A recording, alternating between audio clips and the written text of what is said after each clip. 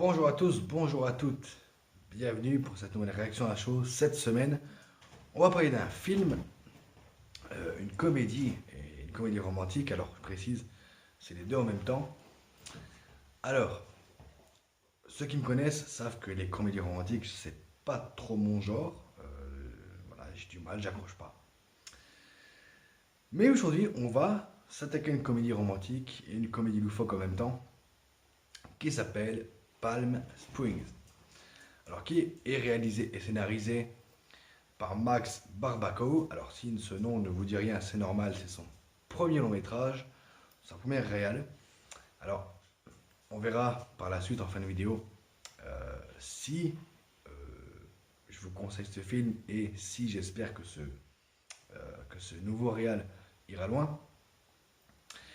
Dans lequel on va retrouver Andy Samberg, qu'on peut voir dans Brooklyn Nine-Nine. Alors, une série que j'ai commencé, que bizarrement, moi perso, je n'accroche pas. Alors, je sais pas vous, moi perso, j'accroche pas tellement, il faudrait que je m'y remette, mais j'ai du mal. Christine Milioti, pardon, et J.K. Simmons. Alors de quoi va nous parler ce Palm Springs? On va retrouver Niles eh bien, qui est un jeune homme comme tout le monde, hein, qui est invité à un mariage avec sa petite amie, et que il va à la rencontre de Sarah, et qu'on va se rendre compte quand ils vont arriver dans une grotte que bien tous les deux vont être transportés dans une espèce de une boucle temporelle où ils vont vivre le même jour à chaque fois. Alors, on va apprendre par la suite qu'en fait, Nile, ça fait déjà pour lui des mois et des mois, voire peut-être même des années qu'il est coincé dans cette boucle. Alors, il vit le même jour sans cesse. Et, eh bien, Sarah va prendre du bon temps avec Niles dans cette boucle temporelle. Ils vont tomber amoureux et je vous laisse deviner la fin. Alors, je vais essayer de ne pas mettre trop de spoil dans cette vidéo. Alors, vous avez déjà, qu'est-ce que moi j'en pense de ce Palm Springs? Eh bien, c'était plutôt pas mal. C'était plutôt pas mal. Franchement, je me suis régalé. Alors, non, je suis pas un fan des comédies romantiques, ça me gave parce qu'on connaît le début, on connaît la fin, hein. Voilà, un homme et une femme qui se rencontrent et ben, ils finissent ensemble. Donc, voilà, là-dessus, il n'y a pas de surprise. Par contre, le truc que j'ai adoré, c'est, eh bien, Un jour sans fin. Et oui, et oui, parce que c'est un film qui reprend les codes d'Un jour sans fin avec Bill Murray, mais pas que. C'est un film qui reprend les codes de comédie de Marie à tout prix. Alors, vous allez me dire, quoi, vous regardez ça? Alors, si vous regardez ça, ça c'est juste le chien qui a bouffé le canapé. Donc, vous allez me dire, mais oui, mais c'est du vu et revu, c'est du surfait, c'est machin. Alors oui, c'est du vu et revu. Par contre, moi, cette petite touche Marie à tout prix, ça m'a beaucoup plu. Surtout dans le personnage de Niles, qui est un peu loufoque, un peu à la Ben Stiller dans Marie à tout prix. Et c'est vraiment un truc qui m'a touché, qui m'a plu. Alors, je vous passe les détails de la comédie romantique.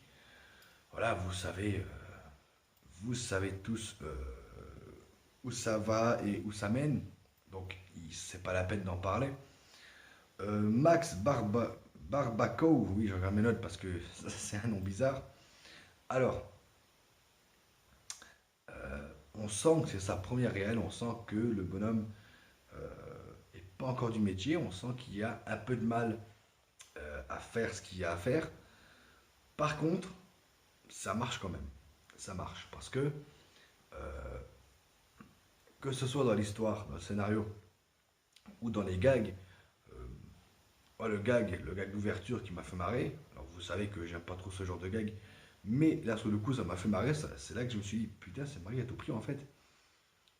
Quand jusqu'à ce que je me rende compte qu'en fait bah non c'est en même temps c'est un jour sans fin. Mais je me suis dit merde quand je vois le gars au début qui va se branler parce qu'il n'arrive pas à niquer sa gonzesse. Euh, voilà, ça m'a fait marrer. Alors, est-ce que, euh, est-ce que ce film, je vous le conseille? Alors oui, oui, si vous n'avez pas vu, regardez Palm Springs. Franchement, c'est plutôt bon. Alors, c'est pas le film de l'année, enfin, de l'année 2020, hein. C'est pas, euh, c'est pas un grand film. Voilà, ça pète pas partout. C'est pas du grand cinéma, c'est pas du grand scénario, de la grande réal. Mais franchement, c'est un bon divertissement, ça se laisse regarder, on rigole bien, on passe un bon moment. Ça m'a fait penser aussi un peu au film Netflix dont j'avais parlé à l'époque. J'ai oublié le nom d'ailleurs. Euh, C'était Sissi quelque chose, je ne sais plus. Ça m'a fait penser un peu à ça. Alors, si vous aimez les comédies loufoques, si vous aimez en plus les comédies romantiques, avec toutes ces choses du voyage dans le temps et tout ça, franchement, Palm Springs, c'est un film pour vous. Alors, dans ce genre de film, euh, sans mettre de spoil, on ne peut pas approfondir le sujet. Alors, je ne veux pas vous mettre de spoil, donc on ne va pas approfondir plus que ça. Peut-être qu'on fera une version réaction à chaud, réaction à froid, peut-être, si un jour je le revois. Euh, Ou là, par contre, il y aura des spoils. Là, franchement, pour mon impression à moi, pour cette première vidéo, pour cette réaction à chaud sur ce film, j'ai pas envie de vous mettre des spoils. J'ai pas envie de vous gâcher le truc. Alors oui, il y a beaucoup de défauts. Oui, le côté comédie romantique, ça se sent. Mais est-ce qu'il faut lui jeter la pierre pour ça? Pas du tout. Alors, je le dis aujourd'hui, moi, Jonathan, de la chaîne Pourquoi aller ces films, solennellement, je décerne la palme à Springs. Petit jeu de mots. Donc voilà, alors oui, c'est un film qui a beaucoup de défauts, c'est un film euh, qui, voilà, qui reprend les codes des comédies romantiques, qui reprend les codes des films sur voyage dans le temps, que ce soit Retour à le futur ou Un jour sans fin, mais ça se laisse regarder. C'est franchement un très bon divertissement. Je vous le conseille, si vous ne l'avez pas vu, regardez-le. Alors, c'est vrai que j'ai eu un petit truc à dire, c'est que, de négatif, c'est que J.K. Simmons, ben, alors, il sert dans l'histoire, dans le scénario, hein, il sert. Mais je trouve que son talent est pas assez exploité. Un acteur comme ça, il faut exploiter son talent. Voilà, c'est un mec qui peut tout jouer. Il faut l'exploiter. Quand on a un mec comme J.K. Simmons, il faut, il faut le faire jouer. Faut qu'on le voit.